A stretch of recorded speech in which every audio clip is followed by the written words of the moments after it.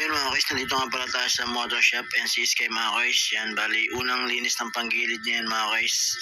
Ayan, grabe, gastos malala agad tayo. Palit bola mga guys. Ayan, tsaka slider mga guys. Palit na rin tayo kasi maluwag na siya. Ayan, grabe, first cleaning niya ng panggilid, gastos agad. Pero yung belt natin okay pa yan mga guys. Matagal pa natin papalitan yan. Grabe, ayan, bali, pinapalinisan na natin siya mga guys. Wait, nagastusan agad tayo mga guys. Pero okay lang, ginamit natin. Yan talaga, maintenance ng automatic yan.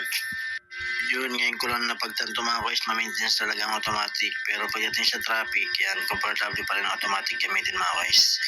Kasi less ka sa pagpiga ng clutch, then cambio, ayan, piga ka na ng piga. Ano ka lang, acceleration ka lang, yan lang, wala na siyang ikakambyo. Kaya the best pa rin ang automatic mga guys, pagdating sa traffic. Talagang comfortable ka, maalwan siya gamitin mga guys. Alright, smooth sa mga ride.